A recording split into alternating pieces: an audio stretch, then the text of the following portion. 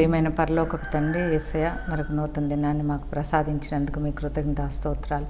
ఈ దినం మాకు కావాల్సిన వాక్యం అన్నాన్ని మీరు మాతో ఉండి మాకు ఒక తల్లి వలె తండ్రి వలె మాకు విరిచి పంచి ఇచ్చే దేవుడు అని నమ్మి నీ కృతజ్ఞతా స్తోత్రాలు తెలియజేస్తున్నాం ప్రభా.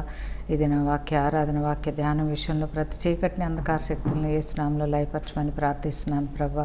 మీ అగ్ని సన్నిధి మీ పరిశుద్ధాత్మ అభిషేకం మా పైన ఉంచమని ప్రార్థిస్తున్నాను తండ్రి.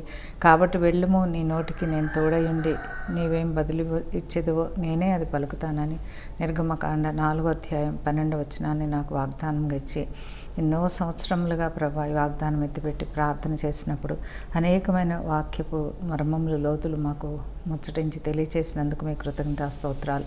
మరొకసారి మేము వాక్యం ధ్యానిస్తూ ఉండగా చెబుతున్న నాకును వినుచున్న మా అందరికీ మీ ఆత్మాభిషేకమును అనుగ్రహించండి. వినే చెవిని గ్రహించే హృదయాన్ని ప్రసాదించండి తండ్రి. ఈ వాక్య ధ్యానం మీకు మహిమగా మా అందరికీ ఆశీర్వాదముగా చేయమని యేసుక్రీస్తు పరిశుద్ధ నామమున వేడుకొని ప్రార్థిస్తున్నాను పరమ తండ్రి. ఆమేన్.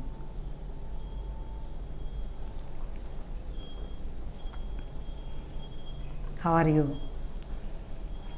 I hope you are all fine and well. మేమందరం కుటుంబంగా బాగున్నాము. మరి ఎంతో ప్రార్థనతో కుటుంబం అంతా కలిసి ప్రార్థన చేసి ప్రభు దగ్గర మరుగుపరచబడి ఈ వాక్యాలు మేము మీకు అందిస్తున్నాం. రికార్డింగ్ అదంతా బిపిన్ నాకు హెల్ప్ చేస్తారు.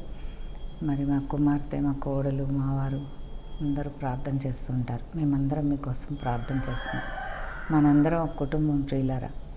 2023 అయిపోయింది. 24 అంతా ప్రభు సన్నిధి మనతో ఉండి మనందరిని ఆశీర్వదించి ఆత్మలో మనల్ని అనేక మెట్లు దేవుడు ఎక్కించాలని మనస్ఫూర్తిగా మీ సహోదరిగా నేను కోరుకుంటున్నాను. 23లో మనం చేయలేని పనులైన మిగిలిపోయినాయి అంటే అవన్నీ ఇంకా అనేకం దేవుడు మనకి 24లో వాటన్నిటిని చేయటానికి శక్తిని, సమయస్ఫూర్తిని, జ్ఞానాన్ని ప్రభు మనకు అనుగ్రహించిన గాక. తప్పనిసరిగా మనందరం ఈ పరిశుద్ధాత్మను గూర్చిన ఎపిసోడ్లన్నీ అయిపోయేలోపు పరిశుద్ధాత్మతో మనందరం నింపబడాలని, ఇప్పటికే మీరు నింపబడి ఉంటే ఇంకా కొలత లేనటువంటి ఆత్మను, అతి ఆశ్చర్యకరమైనటువంటి వరాలని ప్రభు మనందరికి అనుగ్రహించాలని నేను ప్రభు అయిన తండ్రి అయిన దేవుని మనందరి పక్షంగా వేడుకుంటున్నాను. సారీ. ఈరోజు ప్రశ్న ఏంటంటే, నీటి బాప్తిజం తీసుకుంటే పరిశుద్ధాత్మ పొందినట్లేనా? మరి పరిశుద్ధాత్మ ఉంటేనే కదా యేసుక్రీస్తుని దేవుడని ఒప్పుకోవడం జరుగుతుంది అని ఒక విశ్వాస ద్వారా వచ్చిన ప్రశ్న. నీటి బాప్తిజం తీసుకోవాలంటే మనం ఇప్పుడు సువార్త చెప్తాం, ఎక్కడో కొత్త వారికి తెలియని ప్రాంతానికి వెళ్తాం, లేదంటే వేరే ఆచారాల్లో ఉన్న వాళ్ళకి, అంటే క్రైస్తవులు కాని వాళ్ళకి వెళ్ళి, అయ్యా యేసుక్రీస్తు దేవుడు, ఆయన తొందరగా వచ్చేస్తున్నాడు, మీరు ప్రభుని నమ్ముకోండి అని చెప్తుంటాం కదా మనం క్రైస్తవులుగా. అది మన బాధ్యత. అయితే ఆ చెప్పిన వాళ్ళందరూ ప్రభుని అంగీకరిస్తారా? ఆ చెప్పిన వాళ్ళందరూ బాప్తిజం తీసుకుంటారా? చెప్పండి. కాదు కదా. కొంతమంది తీసుకుంటారు. వాళ్ళకి నమ్మకం ఉంటే నిజమే యేసుక్రీస్తే దేవుడు, మనం పూజించేది కరెక్ట్ కాదేమో మన విధానం అని మనసులో నమ్మకం ఉన్న వాళ్ళు తీసుకుంటారు కదా. ఇక్కడ కూడా ఏంటంటే, నీటి బాప్తిజం తీసుకుంటే పరిశుద్ధాత్మ పొందినట్లేను. మరి పరిశుద్ధాత్మ లేకుండా ఆయా వ్యక్తులు ఎన్నో కాలాలుగా, ఎన్నో సంవత్సరాలుగా పితరుల నాటి నుంచి పూజించిన వాటిని అన్నిటిని విడిచిపెట్టి అవి కాదని ప్రక్కకు నెట్టి యేసుక్రీస్తుని ఎట్లా విశ్వాసంలోకి వస్తారు? అది అన్నమాట వాళ్ళ ప్రశ్న. నిజమే కదా. ఇది చాలా కఠినమైన ప్రశ్న, కఠినమైన విషయం కూడా. ఎలా వస్తారు? ఇప్పుడు నేనున్నాను పిల్లలు 77, అప్పుడు నేను చదువుకుంటున్నా కాలేజీలో 1977లో. మీరు గూగుల్ చేసినా తెలుస్తుంది. భయంకరమైన తుఫాన్ వచ్చింది దివసేంకి. నేను రహస్యంగా అప్పట్లో అమ్మ నాన్న కమ్యూనిస్టులో, నేను కమ్యూనిస్ట్ కుటుంబంలో ఉన్నాను కనుక విగ్రహారాధన అనేది ఉండేది కాదు కనుక నేను ఇష్టంతో పెట్టుకున్నటువంటి పుస్తకాల్లో అక్కడ ఇక్కడ రహస్యంగా భద్రపరుచుకున్న ఫోటోలు, లేదంటే మన దేశంలో ఉన్న దేవుళ్ళు దేవతలు అని చెప్పబడే పుస్తకాలన్నీ నానిపోయినాయి. వర్షం కింద నానిపోయినాయి. భయంకరమైన తుఫాను.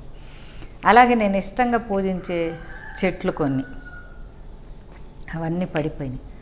ఎంతో కాలం నాటి, ఎన్నో సంవత్సరాల నాటి చెట్లు కూడా వేర్లతో సహా పడిపోయినాయి పిల్లలు. 1977 తుఫాన్కి కూకటి వేళ్ళు అంటారు చూడండి, వేళ్లతో సహా పడిపోయినాయి. ఏదైనా చెట్లు ఉంటే కనుక ఆ చెట్లకు ఒక ఆకు కూడా లేదు. ఇప్పుడు మనం కరేపాకు చూడండి, ఇలా పట్టుకొని దూసి వేస్తాం కదా తాలింపులో, అట్లా ఒక్క ఆకు కూడా చెట్లకు లేదంటే నమ్మండి. ఏ చెట్టుకి ఒక ఆకు కూడా లేదు. అసలు ఏ చెట్టు ఏదో గుర్తుపట్టలేకుండా అయిపోయింది. చెప్పాలంటే ఊర్లు కూడా తుడిచిపెట్టుకుపోయినాయి. ఇది మన ఊరు, ఇక్కడ మన వాళ్ళు ఉన్నారు, ఇది వాళ్ళ గుడిసె, లేదంటే ఇది వాళ్ళ బిల్డింగ్ అని చెప్పుకోవడానికి ఊరు కూడా గుర్తుపట్టడం లేదు. పంట పొలాలన్నీ కూడా సెవాలి, రోడ్ల మీద పంట పొలాలన్నిట్లో సెవాలి. నాన్నగారు అప్పుడు వెళ్ళి చూసి వచ్చి ఎంతో దుఃఖపడి బాధపడి, ఇలాంటి దృశ్యాలు మళ్ళీ మీరు ఎప్పుడు చూడరమ్మా, చూడకూడదని నేను కోరుకుంటున్నా, కానీ ఒకసారి వెళ్ళి చూసి రండి అని ఒక అంబాసిడర్ కారులో పిల్లలందరినీ, చాలామంది పడతాం కదా, పిల్లలందరినీ ఎక్కించి ఒక అరటిగేల మంచినీళ్ళు డిక్కీలో పెట్టి ఎక్కడ ఏం తినకండి, అట్లా ఒక రౌండ్ కొట్టిరమ్మని అప్పట్లో మాకున్న కారు డ్రైవర్ని పెట్టి పంపించారు. పంపిస్తే చూస్తా మాకు చాలా హృదయం ద్రవించిపోయింది. అసలు యుద్ధరంగా ఉంటుంది చూడండి, వందల శవాలు పడిపోయి ఉంటాయి చూడండి, అట్లా అయిపోయింది. అలా చూసామన్నమాట, చాలా బాధ కలిగింది. సో నేను చెప్పాలనుకుంది ఏంటంటే, మరి అప్పటి వరకు పూజించిన చెట్లే, అప్పటి వరకు అదే దేవుడు అని పూజించిన చెట్లే, మరి నేను ఏ దేవుడిని పూజించాలి అనుకొని నేను బాధపడుతూ మళ్ళీ ఆ చెట్లు నాటుకొని పూజించేదాన్ని. అయితే ఇక్కడ ప్రశ్న ఏంటంటే, అంత ప్రీతిగా, అంత హృదయాంతరాల నుంచి పూజించాను నేను వాటన్నిటినీ. వాటిని అవి కాదు అని పక్కకు పెట్టాలంటే పరిశుద్ధాత్మ దేవుని క్రియ కాకపోతే ఇది మరేంటి, అది అన్నమాట ప్రశ్న.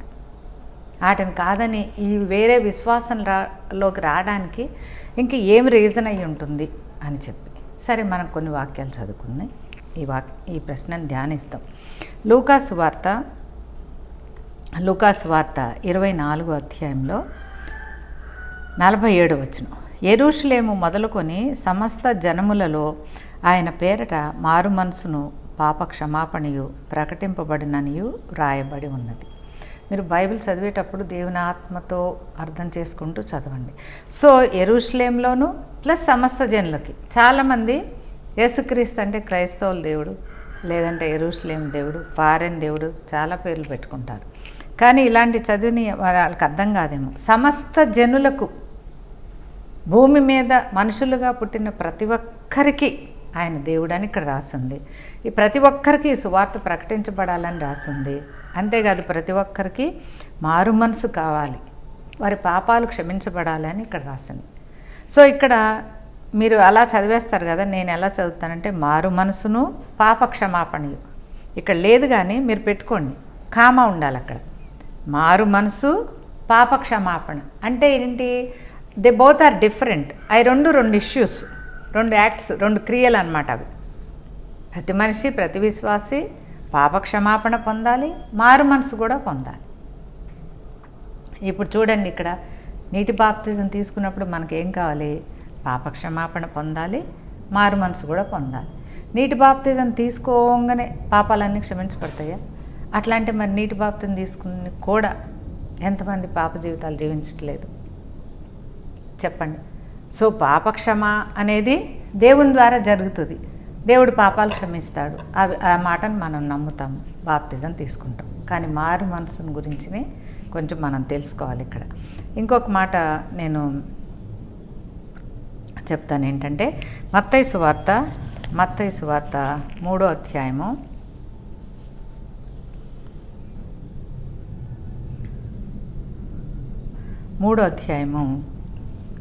2వ వచనం. పరలోక రాజ్యము సమీపించి ఉన్నది, మారు మనసు పొందుడని యోదయ అరణ్యంలో ప్రకటించుచున్నాను. ఇది మనకు తెలుసు. ఎవరు ప్రకటించారు?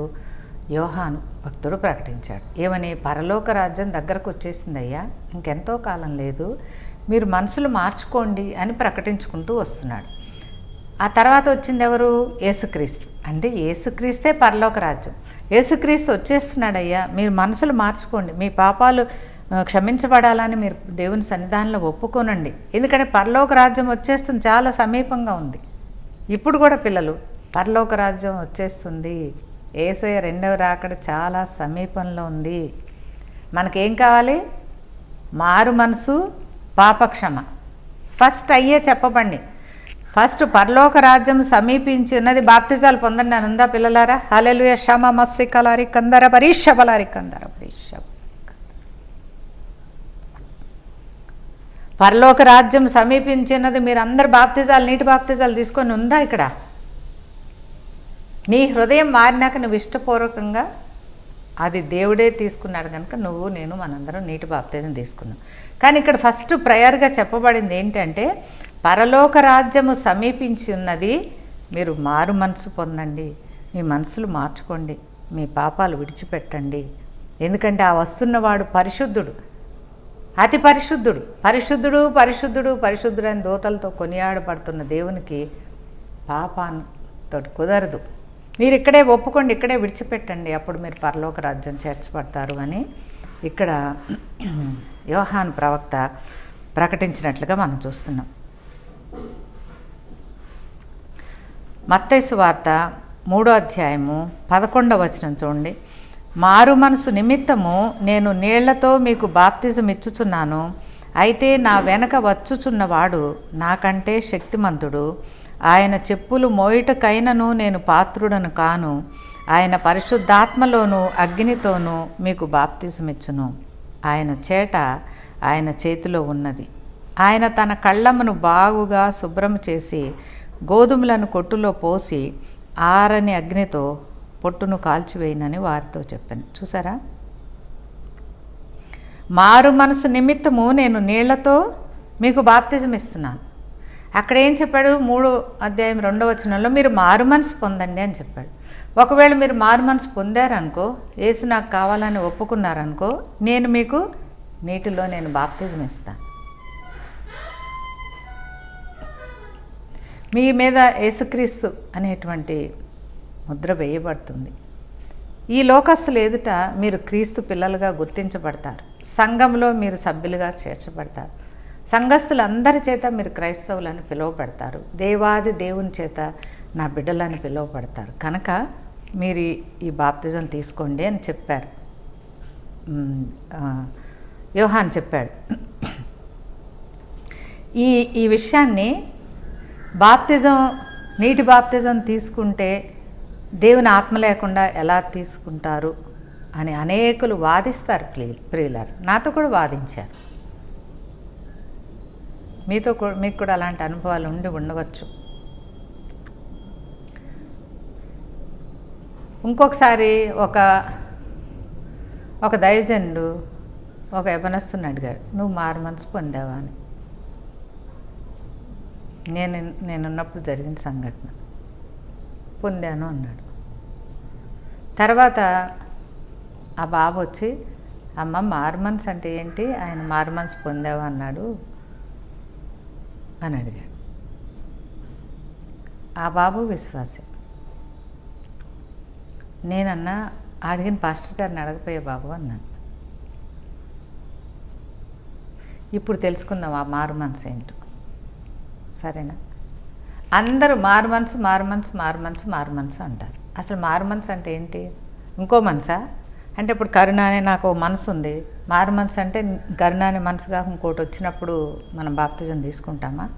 ఏంటి మారు మనసు అంటే చెప్పండి. తప్పకుండా ఈరోజు మనం కొన్ని విషయాలు ధ్యానిద్దాం. సో అపోస్తల కార్యములు 2వ అధ్యాయం తీసుకుందాం మనం. ఇక్కడ జాన్ ద బ్యాప్టిస్ట్ ఏం చెప్పాడు? నీ మనసు మార్చుకున్నావు కనుక నేను నీకు నీటి బాప్తిజం ఇస్తానయ్యా, కానీ నా వెనక ఇంకొకరు వస్తున్నారు. ఎవరు? ఆయన యేసుక్రీస్తు తండ్రి నా వెనక వస్తున్నారు, నా తర్వాత వస్తారు, నేను వచ్చి వెళ్ళినాక ఆయన పరిశుద్ధాత్మలో నీకు బాప్తిజం ఇస్తారు అన్నాడు. అంటే ఇప్పుడు మీకు అర్థమైందా? నీటి బాప్తిజం అనేది ఒకటి ఉంది, పరిశుద్ధాత్మ బాప్తిజం అనేది ఒకటి ఉంది అని మీరు తెలుసుకుని ఉంటారు ఇప్పటికీ. అలాగే పాప క్షమాపణ అంటే ఒక స్టెప్, మారు మనసు అనేది ఇంకొక అడుగు మనం ముందుకు దేవునిలో వెళ్ళటం. మీరు ఇవన్నీ కలిపి ఆలోచించేసి వీటన్నిటిని కలగాపలగం చేసి, అమ్మ దేవుడు లేకుండా నీటి బాప్తిజం ఎలా తీసుకుంటారు అని ఆలోచిస్తారు మీరు. అలా కాదు ప్రియులారా. వాక్యాన్ని we should be able to divide the word of God correctly in a right way. Comma killed a man అని ఒక మాట ఉంటుంది కదా, మనం కామా ఎక్కడ పెట్టాలి, ఫుల్ స్టాప్ ఎట్లా పెట్టాలి, ఆ డివిజన్ కరెక్ట్గా చేయకపోతే కనుక మనకు వాక్య వివరణ తెలియదు. కొంతమందికి సంఘంలో వాక్యం చదవండి వాళ్ళు మీరు అని ఆదివారం ఇస్తే కామాలు ఇటు మార్చి అటు మార్చి ఫుల్ స్టాప్లు అటు మార్చి 2 మాటలు కలిపేసి చదువుతారు, చెవులకి పోటెత్తిపోతుంది. కరెక్ట్గా డివైడ్ చేసి చదవటమే మనకు రాకపోతే అర్థం చేసుకోవడం ఎలా అర్థం చేసుకుంటారు చెప్పండి, వాక్యపు లోతు ఎలా అర్థం చేసుకుంటారు చెప్పండి. వాక్యాన్ని చదివినా ధ్యానించినా ఇతరులకు బోధించినా మనం నియమాలు పాటించాలి ప్రియులారా.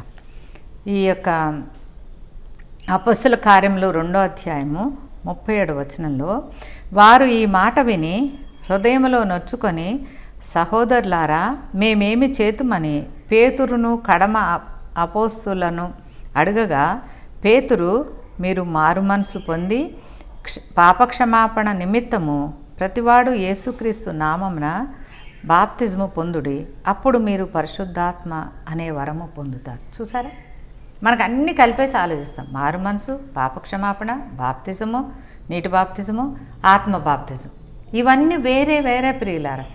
నీటి బాప్తిజం తీసుకున్నప్పుడు పరిశుద్ధాత్మ బాప్తిజం వస్తుందని ఇక్కడ ఉందా? కాదు.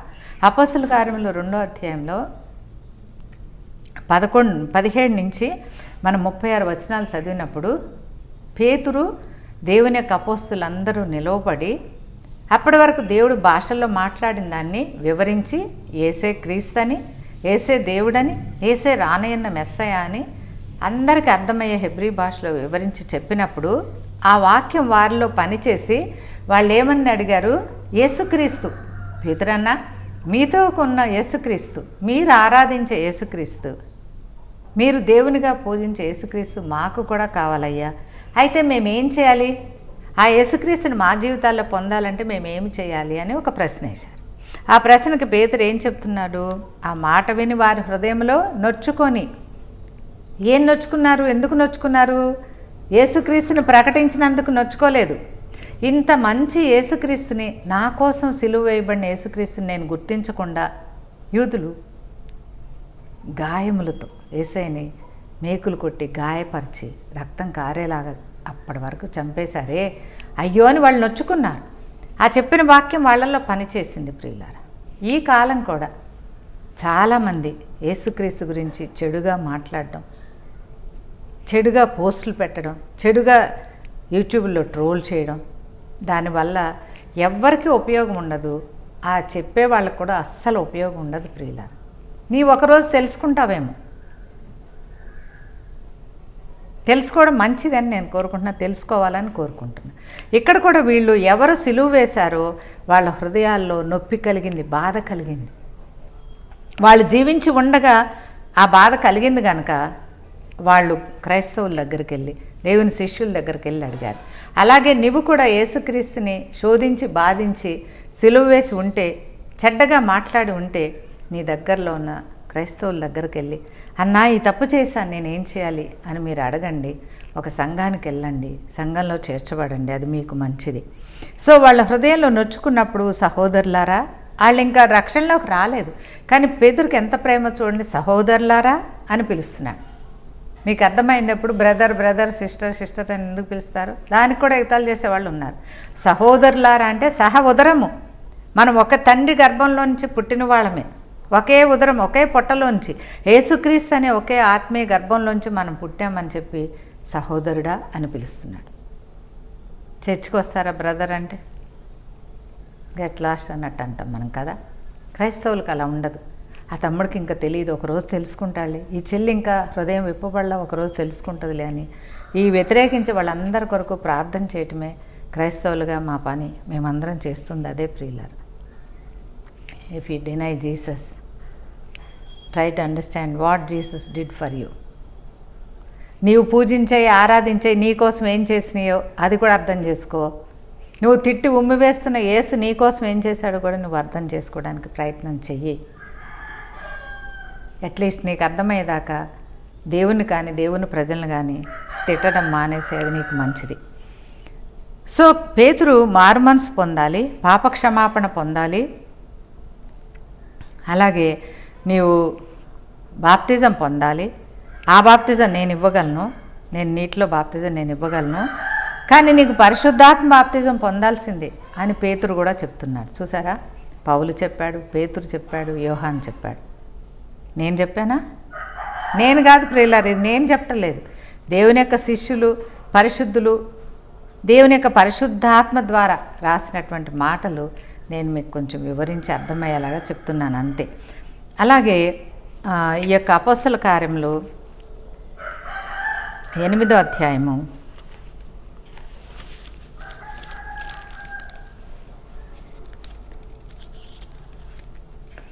అపోస్తల కార్యములు 8వ అధ్యాయము 22వ వచనం చూడండి.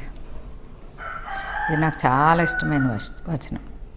నీ హృదయము దేవుని ఎదుట సరి అయినది కాదు కనుక ఈ కార్యమందు నీకు పాలు పంపులు లేవు. కాబట్టి నీ చెడుతనము మానుకొని మారు మనసు పొంది ప్రభువును వేడుకొనుము. ఇప్పుడు అర్థమైందా మారు మనసు అంటే ఏంటో? మారు మనసు అంటే చెడుని విడిచిపెట్టడం. మారు మనసు పొందావా అంటే అదేనా రెడీమేడ్ ప్యాకెట్ తీసి తిన్నట్ట? కాదు కదా. మారు మనసు అనేది క్రమంగా క్రమంగా క్రమంగా జరిగేటువంటి క్రియ ప్రియులారా. పాపాలు ఒప్పుకున్నప్పుడు దేవుడు అప్పటి వరకు నువ్వు ఒకళ్ళు రేపు బాప్తిజం తీసుకున్నావు, ఈ రాత్రి అంతా ప్రార్థన చేసావు, రేపు కూడా ప్రార్థన చేసావు, నీవు పాపినని ఒప్పుకున్నావు, పాస్టర్ గారు నీటి బాప్తిజం ఇస్తాడు. అప్పుడే మారు మనసు వచ్చేస్తుందా? బాప్తిజం ఇవ్వగానే మారు మనసు వచ్చేస్తుందా? ఇంకా నీకు తెలియని పాపాలు, నీవు ఒప్పుకోని పాపాలు, నీ పితరుల పాపాలు ఎన్నో ఉంటాయి. అంతేకాదు దాని తర్వాత కూడా నువ్వు రాంగ్ స్టెప్ వేయడానికి అన్ని ఛాన్సెస్ ఉన్నాయి. నీటి బాప్తిజం తీసుకున్నాక రాంగ్ స్టెప్ వేయమా? ఎవరైనా ఒకళ్ళు రాసి చెప్పండి, నేను ఎప్పుడు చేయలేదు ఏమి తప్పని. మనం చెప్పలేం ప్రియులారా. ఎందుకంటే మనం పాపాన్ని విడిచిపెడతాం, కానీ మనం ఉన్నది ప్రజెన్స్ ఆఫ్ సిన్లో. అంటే నీళ్ళల్లో నేను మునిగాను, నీళ్ళు ఏమి అంటలేదు, నాకు అసలు నీళ్ళే తాకలేదు అనగలుగుతానా? అనలేం. మన పాపాన్ని వదిలించుకోవడానికి ఎంతో ప్రయాసపడాలి. అది కాకుండా ఆ పాపము మధ్యలో మనం నివాసం ఉన్నాం కనుక ఆయా సమయాల్లో మనకు ఆ పాపపు డాగులు అంటుతూనే ఉంటాయి. అందుకనే మనం నీటి బాప్తిజం తీసుకున్నంత మాత్రాన పరిశుద్ధులం అయిపోయామని చెప్పలేము, చెప్పకూడదు. ఇది నిరంతరంగా మనం దేవుని సాన్నిధ్యంలో చేయవలసినటువంటి ఒక ప్రాసెస్, ఒక ప్రాక్టీస్. అది పరిశుద్ధాత్మను కలిగి మనం చేసినప్పుడే ఆ పరిపూర్ణతలోకి, దేవుని సారూప్యంలోనికి మనము మార్చబడతామని ఈ వాక్యాలు తెలియచేస్తున్నాయి. ఏమంటుంది ఇక్కడ? చెడుతనము మానుకో. నువ్వు అంతకుముందు ఏ పాపాలు చేసావో, ఏ బ్యాడ్ హ్యాబిట్స్ ఉన్నాయో అవన్నిటి నువ్వు పూర్తిగా మానేసేయాల్సిందే. Put full stop. యోబు విషయంలో ఇలా రాయబడి ఉంటుంది, ఆయన చెడుతనమును విడిచాడని దేవుడి సాక్ష్యం చెప్పాడు. మీరు చెప్పండి, ఇప్పుడు బాప్తిజం తీసుకోవడానికి, మారు మనసు పొందటానికి, పరిశుద్ధాత్మ పొందటానికి ఎంత వ్యత్యాసం ఉందో. ఇవన్నీ ఎంత డిఫరెంట్ స్టెప్స్ ఒక విశ్వాస జీవితంలో క్రమక్రమంగా జరగాల్సిన విషయాలు అని మీకు అర్థమైంది కదా. సో నేను ఇక్కడ ఒక మాట చెప్తాను. ఏంటంటే ఈ అపోస్తుల కార్యంలోనే ఇప్పుడు నేను మీకు చెప్పిన దాంట్లోంచే కొన్ని వచనాలు చెప్తాను. 8వ అధ్యాయము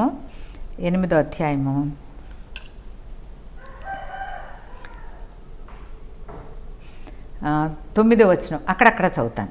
సీమోను అని ఒక మనుష్యుడు లోగడ ఆ పట్టణంలో గారడీ చేయొచ్చు, తానెవడో ఒక గొప్ప వాడనని చెప్పుకొనుచు సమరయ జనులను విభ్రాంతి పరచుచుండెను. సో సమరయ ప్రాంతానికి వచ్చి ఒక అతను ఏం చేస్తున్నాడు? నేనే దేవుణ్ణి, నేను ఏదైనా చేయగలను, నాకు అసాధ్యమైనది ఏదీ లేదు, నేను ఇది చేస్తా, అది చేస్తా, ఇది చేస్తా అని చెప్పి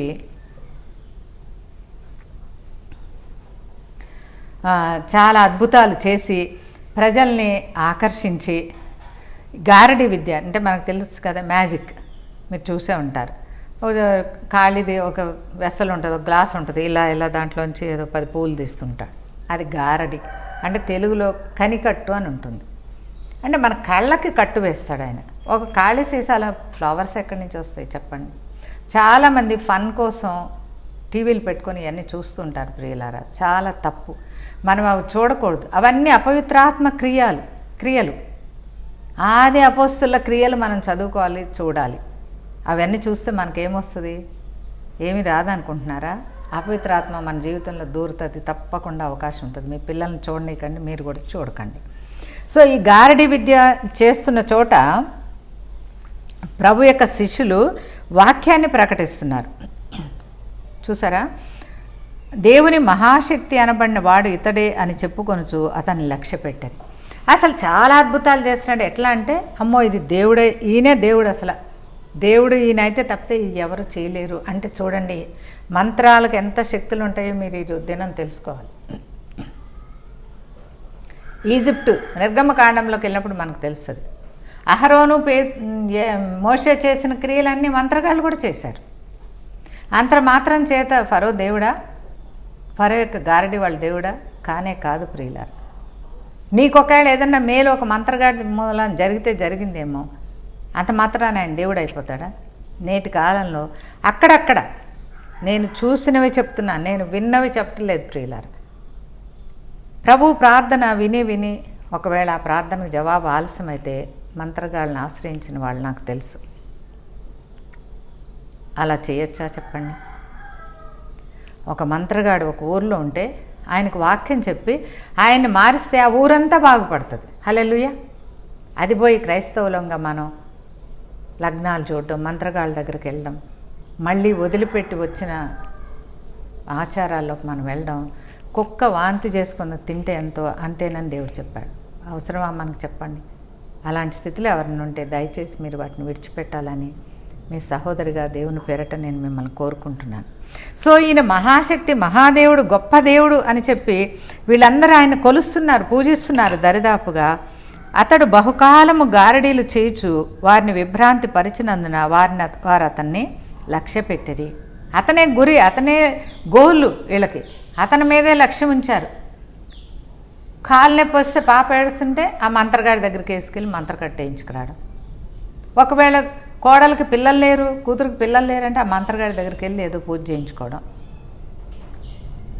రేపు ఈ బిజినెస్ మొదలు పెడుతున్నామంటే ఆ మంత్రగాడి దగ్గరికి వెళ్ళి లగ్నాలు పెట్టించుకోవడం. అన్నిటికీ ఆయనే లక్ష్యం, ఆయనే గురి. ఆయన చెప్పకుండా గంగ కూడా మింగకుండా అలా ఆయన పోషించారు. ఆ దాని ద్వారా బోల్ డబ్బులు ఆయన సంపాదించుకున్నాడు. ఓకేనా? అక్కడ ఫిలిప్ వెళ్ళి ప్రకటిస్తున్నాడు దేవుని వాక్యాన్ని. హల్లెలూయా. దేవుని ప్రజలకు ఎంత ధైర్యం కావాలో చూడండి. ఒక మంత్రగాడికి మనం దేవుని వాక్యం చెప్పాలి, ఆ వాక్యమే రక్షిస్తుంది. సో ఈ ఫిలిప్ వాక్యం చెప్తున్నాడు చూడండి, 12వ వచనం, 8వ అధ్యాయం 12, అపొస్తలుల కార్యములు. అయితే ఫిలిప్పు దేవుని రాజ్యమును గూర్చియు యేసుక్రీస్తు నామమును గూర్చియు సువార్త ప్రకటించుచుండగా వారు అతన్ని నమ్మి పురుషులను స్త్రీలను బాప్తిజము పొందిరి. చూసారా, ఈ ఫిలిప్పు ప్రకటించినటువంటి వాక్యాలు నమ్మి, అరే ఈ గారడి అనే తప్పు, ఈ మంత్రం అనే తప్పు, ఈయన చెప్పిన పద్ధతులు, ఈ సీమోన్ చెప్పిన పద్ధతులు అన్నీ తప్పు అని చెప్పి ఫిలిప్పు చెప్పినటువంటి వాక్యంలో వీళ్ళు విశ్వాసం ఉంచి నీటి బాప్తిజం తీసుకున్నారు. అంత మటుకు ఫిలిప్ చేయగలరు నీటి బాప్తిజం వరకు. అక్కడ ఆత్మ బాప్తిజం అని రాసిందా చెప్పండి? రాయబడి లేదు. జరిగింది ఏంటో చూడండి, 13వ వచనం. అప్పుడు సీమోను కూడా నమ్మి బాప్తిజం పొంది ఫిలిప్పును ఎడబాయకుండెను. చూసారా, ఆ గారడివాడు కూడా ఏం చేశాడు? మారేసి ఫిలిప్పన్న నీ యేసు నాకు కూడా కావాలి, నాకు కూడా బాప్తిజం ఇవ్వ అంటే ఫిలిప్పు బాప్తిజం ఇచ్చాడు. ఎడబాయకుండా అంటే ఫిలిప్పుతో సహవాసంలో ఉన్నాడు. మంచిదే కదా, బాప్తిజం పొందిన వాళ్ళు ఎప్పుడు పరిశుద్ధుల సహవాసంలో ఉండటం మంచిది. అప్పుడు వాళ్ళ వాక్యాల ద్వారా మనకు బోధిస్తూ ఉంటే ఇంకా మన హృదయం లేన చీకటి జీవితం లేదన్న పాపం ఉన్న దేవుడు హెచ్చరించినప్పుడు వాళ్ళని తీసేయడానికి అవకాశం ఉంటుంది. I appreciate. బాప్తిజం తీసుకొని వెళ్ళిపోకుండా బాప్తిజం తీసుకొని ఆ ఫిలిప్తో సహవాసంలో ఉన్నాడు. నేటి కాలంలో కొంతమంది నేను చూస్తూ ఉంటాను, మారు మనసు పొందుతారు, దేవుడు కావాలంటారు, బాప్తిజాలు తీసుకుంటారు, మళ్ళీ సంఘానికి రారు, సహవాసానికి రారు. ఇది చాలా తప్పు ప్రియులారు. నువ్వు ఏ సంఘంలో దేవుడు నిన్ను నాటాడో, ఏ తల్లికి నిన్ను అప్పగించాడో, ఏ తండ్రికి నిన్ను అప్పగించాడో వాళ్ళ దగ్గరకు వెళ్తూనే ఉండాలి దేవుడు చెప్పే వరకు. ఒకవేళ నువ్వు వేరే సంఘం పెట్టుకుంటావా, ఆ పాస్టర్ గారు దీవెని తీసుకొని దేవుని యొక్క ఆత్మ నడిపింపుతో నువ్వు పెట్టుకో, పర్లేదు. కానీ వాక్యం వినాలి. ఒకవేళ వాక్యం చెప్పే దశ నీకు దేవుడిస్తే మంచిదే, ఇంకా 10 మందికి వెళ్ళి మనం వాక్యం చెప్పచ్చు. నాకు బాప్తిజం ఇచ్చిన అన్న ప్రభులో నిద్రించాడు. నేను అప్పటి నుంచి అంతకు ముందు నేను నడిపిన సంఘాన్ని నేను నడుపుకుంటూ వస్తున్నాను. సో ఇక్కడ సీమోను కూడా బాప్తిజము పొందాడు అని ఉంది. ఓకేనా? సీమోను బాప్తిజం పొందాడు. మీరు ఏమడిగారు? నీటి బాప్తిజం తీసుకుంటే పరిశుద్ధాత్మ పొందినట్లేనా? వాళ్ళ హృదయం మారకుండా నీటి బాప్తిజం ఎలా తీసుకుంటారు అని కదా మీరు అడిగారు. మీరు చూడండి సమాధానం ఇక్కడ. సీమోను కూడా బాప్తిజం పొందాడు. సూచక్రియలు గొప్ప అద్భుతములు జరగటం చూస్తున్నాడు. ఫిలిప్తో సహవాసంలో ఉండి ఫిలిప్ ద్వారా దేవుడు చేసే అద్భుతాలు సూచక్రియలు అన్నీ ఆశ్చర్యంగా సంతోషంగా హ్యాపీగా చూస్తున్నాడు. చూసారా? ఇక్కడ 18వ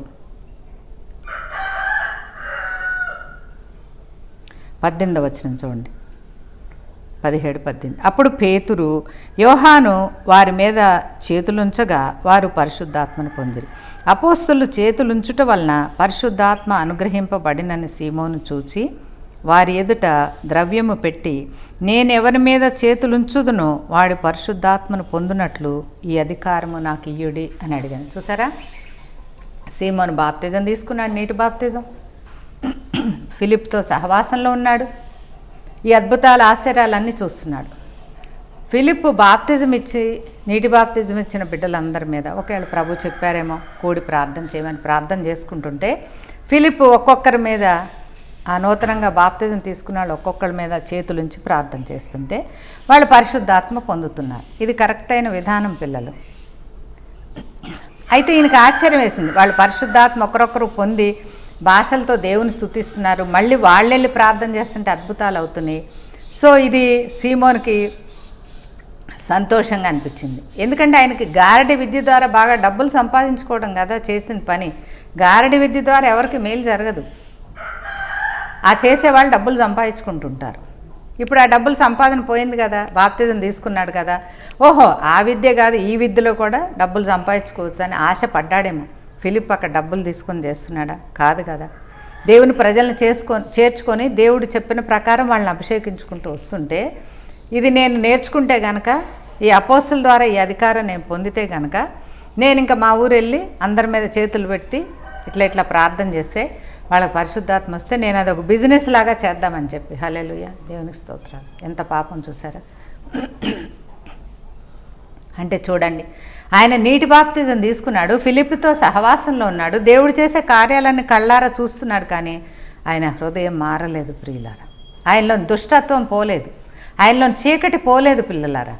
అందుకని ఏం చేస్తున్నాడు? పరిశుద్ధాత్మ అనే వరం కోసం డబ్బులు తోసాడనమాట, డబ్బులు సంచి ఫిలిప్ వైపు. అది తప్పు కదా. ఫిలిప్ ఇస్తాడా ఆ వరం? ఫిలిప్ చేతిలో ఉంది ఆ వరం ఇచ్చేది. ఫిలిప్ పొందింది తండ్రి అయిన దేవుని దగ్గర నుంచి. మనం ఎవరమైనా పొందవలసింది ప్రభు అయిన యేసు దగ్గర నుంచి. ఎవరి ద్వారా వరం మనకి ఇవ్వబడదు ప్రియులారు. చేతులు ఉంచినప్పుడు దైవాత్మావేశంలో దేవుని చిత్తం తెలుసుకొని వాళ్ళ చేతులు ఉంచినప్పుడు వరాలు విడుదల చేయబడతాయి. అయితే ఇక్కడ ఒక మాట చూడండి, 23వ వచనం. నీవు ఘోర దుష్టత్వములోను దుర్నీతి బంధకములలోనూ ఉన్నట్లు నాకు కనబడుచున్నది. చూసారా? దేవుడు నిన్ను శపిస్తాడు, జాగ్రత్త సీమోను. నువ్వు బాప్తిజం పొందావు, సహవాసంలో ఉన్నావు, దేవుడు చేసే క్రియలు చూస్తున్నావు, కానీ నువ్వు పాపం వదిలిపెట్టలేదు. నీ హృదయం ఎట్లా ఉంది? నీవు ఘోరమైన దుష్టత్వంలో ఉన్నావు, దుర్నీతి బంధకాలు, చీకటి బంధకాలు, అపవిత్రమైన బంధకాల్లో నువ్వు ఇంకా ఉండిపోయావు. వాటన్నిటిని విడిచిపెట్టు. దేవుడు జాగ్రత్త, నువ్వు జీవము కలిగిన దేవునితో పెట్టుకున్నావు, జాగ్రత్త, ఇలా ఇంకొకసారి చెయ్యకు అని సీమోను హెచ్చరించాడు. ఇప్పుడు మీరు చెప్పండి, పరిశుద్ధాత్మ లేకుండా బాప్తిజం తీసుకుంటారా అని కదా ప్రశ్న. మరి ఈ సీమోనుకు పరిశుద్ధాత్మ ఉందా? కానీ బాప్తిజం తీసుకున్న మనిషి ఆయన. హల్లెలూయా, గ్లోరీ టు గాడ్. దేవునికి స్తోత్రాలు చెప్దామా? ఆయన బాప్తిజం తీసుకున్నాడు కానీ మనసు మారలేదు. మీకు అందుకే చెప్తున్నా, మారు మనసు అనేది సడన్గా ఆకాశంలోంచి పడే నక్షత్రంలాగా ఉండదు ప్రియులారు. మారు మనసు అనేది పరిశుద్ధుల సహవాసంలో దేవుని వాక్యం వింటూ పరిశుద్ధాత్మ నింపబడి ప్రార్థన చేసుకుంటూ మనం క్రమంగా మన జీవితాల్లో క్రమక్రమంగా జరిగేటువంటి విషయం మారు మనసు అంటే. యేసుక్రీస్తుని అంగీకరించాను కనుక నాకు మారు మనసు అయిపోయింది, నేను పరిశుద్ధుని అనే ఛాన్సే లేదు. నేను అనలేను నేను పరిశుద్ధురాలనని. మనం వింటున్న ఎవరు మనం అనలేం. అది అనగలిగిన వాడు దేవుడే, అనవలసిన వాడు కూడా దేవుడే. ఈయన నా ప్రియ కుమారుడు, ఈయన యందు నేను ఆనందించుచున్నానని దేవుడు చెప్పాలి మనల్ని గురించి. మనం చేసే పని, మనం చేసే సేవను బట్టి దేవుని ఆత్మను మనం ఆనందింపచేయాలి. నీవు పర్ఫెక్ట్ పరిశుద్ధుడు అని అనవలసిన దేవుడు. అలాంటి కృప ఈ భూమిని విడిచిపెట్టేలాగా దేవుడు మనందరికి ఇవ్వాలని కోరుకుంటున్నా. మీరు చెప్పండి, మీకు అర్థమైంది కదా. సీమోను గారడీ వాడే, కానీ ఆ గారడీ అంతా వదిలిపెట్టేశాడు, ఆ పని అంతా ఆపివేశాడు, బాప్తిజం తీసుకున్నాడు, ఫిలిప్తో సహవాసంలో ఉన్నాడు, దేవుడు చేస్తున్న అద్భుత ఆశ్చర్యక్రియలు చూస్తూనే ఉన్నాడు. కానీ ఆయన హృదయం మారిందా? మారలేదు ప్రియులారు. ఆ తోడేలు హృదయం, ఆ బీస్ట్ హార్ట్ అనేది, ఆ ధన వ్యామోహం అనేది, ఈ పరిచర్య అనేది ఒక వ్యాపారంగా చేసుకుందామని ఇతనికి ఇంట్రెస్ట్. కొంతమంది సేవ జీవన భృతి కోసం చేస్తారు. అంత అవసరమేముంది చెప్పండి? దేవుడు పిలుపును బట్టి మనం సేవ చేయాలి. మన కుటుంబం గడవాలని, మన పిల్లలకి అవసరాతలు తీరాలని ఎప్పుడు సేవ చేయకూడదు ప్రియులారు. అవసరతలు తీరకపోయినా పర్లేదు, లేదా మనం ప్రార్థన చేస్తే ఎవరికో దేవుడు దయ పుట్టిస్తాడు. సేవ ఎవరు చేయాలంటే దేవుని చేత పిలువబడిన వాళ్ళు మాత్రమే చేయాలి. ఇంకా ఈ సీమోను దేవుడు పిలవలేదు, ఫిలిప్పుని దేవుడు పిలిచాడు, అభిషేకించాడు, ఆ కార్యాలు చేస్తున్నాడు. కానీ సీమోను తన ఇష్టపూర్వకంగా ఈ సేవ అంటే ఏదో ఆషామాషిగా అనుకొని నేను చేస్తానని, ఈ వరాలు నాకు కూడా కొన్ని ఇవ్వండి అని అడుగుతున్నాడు. ఈ పాపం చూడండి. అందుకే చెప్తున్నా, బాప్తిజం తీసుకున్నంత మాత్రాన మారు మనసు వచ్చినట్లు కాదు ప్రియులారు. ఆ మారు మనసు కోసం మనం రోజు ప్రయాసపడాలి, రోజు ప్రభు సన్నిధానంలో మనం వేడుకోవాలి. ఇంకొక ఉదాహరణ కూడా నేను చెప్పాలనుకున్నాను. అపోస్తుల కార్యంలో 19వ అధ్యాయము 1 నుంచి కొన్ని వచనాలు నేను చదువుతున్నాను. అపోల్లో కొరింథులో ఉన్నప్పుడు జరిగినదేమనగా, పౌలు పై ప్రదేశంలో సంచరించి ఎఫెసునకు వచ్చినప్పుడు శిష్యులను చూచి, మీరు విశ్వసించినప్పుడు పరిశుద్ధాత్మను పొందితిరా అని వారిని అడుగగా, మీకు ఇక్కడ ఏమర్థమైంది? అపోల్లో అనే యవ్వనస్తుడు కొరింథు వచ్చాడు. ఆ కొరింథు సంఘంలో పౌలు కూడా ఉన్నాడు. ఆ శిష్యులందరినీ కూర్చోబెట్టి ఏం మాట్లాడుతున్నాడు, ఏమడుగుతున్నాడు? మీరు యేసుక్రీస్తులో విశ్వాసం ఉంచారు కదయ్యా, అప్పుడు మీరు పరిశుద్ధాత్మను పొందారా అని అడుగుతున్నారు. అంటే పౌలుకు ఒక ఇష్టమైన సబ్జెక్ట్ ఏంటంటే, దేవుని పిల్లలందరూ, దేవుని శిష్యులందరూ, విశ్వాసులందరూ పరిశుద్ధాత్మతో నింపబడాలని. ఎందుకంటే తనకు ఆ బాధ తెలుసు. ఎంత లోతైన వాక్య మర్మాలు తెలిసినా కానీ దేవుడు దర్శించి పరిశుద్ధాత్మ నింపబడకపోతే ఆ జీవితం ఫలించదు అనేది పౌలు యొక్క అభిప్రాయం. నా అభిప్రాయం కూడా అది. నేను పౌలుని చెప్పట్లేదు సుమా, నాకు పరిశుద్ధాత్మలో దేవుడు తర్పీది ఇచ్చిన అనుభవంతో నేను చెప్తున్నాను. ఏంటంటే, మన జీవితాలు ఫలభరితంగా ఉండాలంటే, దేవునికి ప్రీతికరమైన నైవేద్యంగా ఉండాలంటే మనం పరిశుద్ధాత్మతో నింపబడవలసిందే. నీటి బాప్తిజం, లేదంటే పరిశుద్ధుల సహవాసం, వాక్యపు లోతులు చెప్పడం, దయ్యాలను వెళ్ళగొట్టడం, భూతాలను వెళ్ళగొట్టడం, స్వస్థపరచడం, వీటి ద్వారా మనకు పరలోక రాజ్యంలో చోటు వస్తుంది అనేది నేను నమ్మను. మీకు ఆల్రెడీ చాలా వాక్యాలు చెప్పాను. సో ఇక్కడ మీరు పరిశుద్ధాత్మను పొందారా దేవుని విశ్వసించినప్పుడు అని గుచ్చి పౌలన్న అడుగుతుంటే వీళ్ళు ఏం చెప్తున్నారు? 19వ అధ్యాయము అపోస్తుల కార్యములు 19వ అధ్యాయం 2వ వచనం, పరిశుద్ధాత్మను పొందితరా అని వారిని అడగగా, వారు పరిశుద్ధాత్ముడు ఉన్నాడన్న సంగతియే మేము వినలేదని చెప్పిరి. హల్లెలూయా. మీకు ఈ వాక్యం చదివితే వింతగా లేదా, ఆశ్చర్యంగా లేదు? ఏ బాబు, వాళ్ళు బాప్తిజం పొందారు విశ్వాసులు. పౌలు అడుగుతున్నప్పుడు అసలు ఒక పరిశుద్ధాత్మ దేవుడు ఉంటాడని మాకు తెలియదు అన్నాడు. హల్లెలూయా. అంటే వీళ్ళకి బాప్తిజం ఇచ్చిన వాళ్ళు కానీ, వీళ్ళని దేవుల్లో నడిపిస్తున్న వారిని కానీ, ఈ విశ్వాసులందరినీ ఒక తండ్రిగా తల్లిగా ఎవరో బోధిస్తూ ఉంటారు, ఏదో చర్చికి వెళ్తారుగా, వాళ్ళు పరిశుద్ధాత్మ గురించి ఎప్పుడు చెప్పలేదన్నమాట. ఎంత మంచి వాళ్ళు చూడండి. సంఘంలో చెప్పొద్దా పరిశుద్ధాత్మ గురించి? సంఘాల్లో చెప్పొద్దా? కుటుంబాల్లో పరిశుద్ధాత్మ గురించి చర్చించవద్దా? ఎంతసేపు అద్భుతాలు, ఆశ్చర్యాలు, ఏళ్ళనొప్పి పుట్టింది, కాళ్ళనొప్పి, తలనొప్పి పుట్టింది, ఇది ఉంది, అది ఉంది. మరి ఇది ఎట్లా? అసలు మారు మనసు లేనిది పెద్ద రాక్షసి పుండు, క్యాన్సర్ కంటే పెద్ద పుండు మారు మనసు లేపడం. మరి ఆ పుండు గురించి ఎప్పుడు ప్రార్థన చేసుకోవద్దా మనం?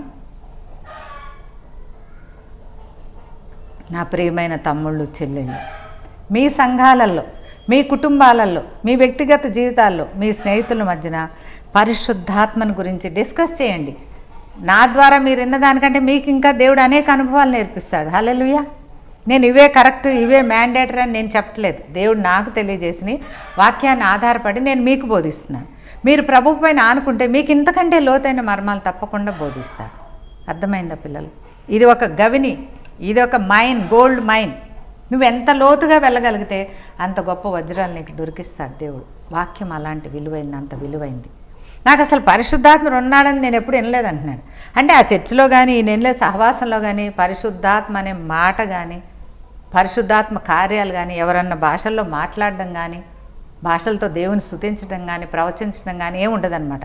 అక్కడ ఒక బోధకుడు నుంచుంటాడు, ఆయన ఏది చెప్తే ఆ రోజు వినేసేసి హల్లెలూయా దేవుని స్తోత్రం అనుకొని వచ్చేస్తారు.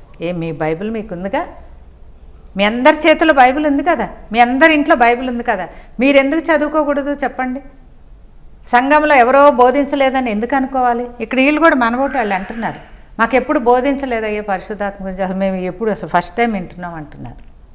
మీకు కూడా ఉందిగా పిల్లలు? నాకెవరు చెప్పలేదు, నేను బైబిల్ చదువుకున్నాను స్వయంగా. పరమ తండ్రి నాకు తెలియచేశారు ఈ విషయాలని. అవే విషయాలు ఇంకా అంతకంటే లోతుగా వినుచున్న మీ అందరికీ దేవుడు తెలియచేయను గాక, నాకును మరి లోతుగా తెలియచేయను గాక. ఆమేన్. 3వ వచనం 19వ అధ్యాయం 3. అప్పుడు అతడు, అలాగైతే మీరు దేనిని బట్టి బాప్తిజము పొందితురని అడుగగా వారు యోహాను బాప్తిజమును బట్టియే అనిరి.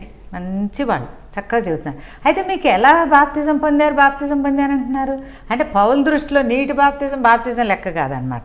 ఎందుకంటే ఆయన అంత లోతుగా వెళ్ళిపోయాడు, నీటి బాప్తిజం దాటి ఆయన చాలా లోతుగా వెళ్ళిపోయాడు కనుక ఆ నీటి బాప్తిజం అనేది అంత లెక్క కాదు పౌలుకి. పరిశుద్ధాత్మ బాప్తిజం అనేది చాలా స్పెసిఫిక్గా ఆయన పట్టుకున్నాడు కనుక ఏమంటున్నాడు, అయితే మీరు బాప్తిజం పొందారంటున్నారు, ఇందాక అడిగితే బాప్తిజం తీసుకున్నామన్నారు కదయ్యా, ఎట్లా బాప్తిజం పొందారంటే జాన్ ద బాప్టిస్ట్ నీటి బాప్తిజం ఇచ్చినటువంటి జాన్ ద బాప్టిస్ట్ నీటి బాప్తిజం అనుభవం మాత్రమే మాకు ఉంది అని వీళ్ళు చెప్పారు. అందుకు పౌలు యోహాను తన వెనక వచ్చువాని అందు అనగా యేసు నందు విశ్వాసం ఉంచవలనని ప్రజలతో చెప్పుచు మారు మనసు విషయమైన బాప్తిజం ఇచ్చాను అని చెప్పాను. చూసారా, యోహాన్ని జ్ఞాపకం చేస్తున్నాడు పౌలు. మీరు యోహాను బాప్తిజం పొందారు, బాగానే ఉందయ్యా. అదే యోహాను ఏం చెప్పాడు, నేను నీటి బాప్తిజం ఇస్తున్నా కానీ నా వెనక వచ్చే యేసుక్రీస్తు ఇచ్చే ఆత్మ బాప్తిజం కూడా మీరు పొందాలి అని చెప్పాడు కదా, మరి మీకు ఆ వాక్యం గుర్తులేదా అని చెప్పి పౌలు ఆ శిష్యులను అడిగినట్లుగా మనం చూస్తున్నాం. చెప్పండి ప్రియులారా, మీరే చెప్పండి. ఇప్పుడు ఈ ప్రశ్నకి సమాధానం నేను కాదు, మీరు చెప్పండి. నీటి బాప్తిజం తీసుకుంటే పరిశుద్ధాత్మ పొందినట్ట కాదా? మీ అందరి పక్షంగా నేను నా కుమారుని అడుగుతున్నా, మీరు కూడా నా పిల్లలు అనే భావంతో అడుగుతున్నా. విపిన్ చెప్పు, నీటి బాప్తిజం పొందినప్పుడు పరిశుద్ధాత్మ బాప్తిజం పొందినట్టేనా?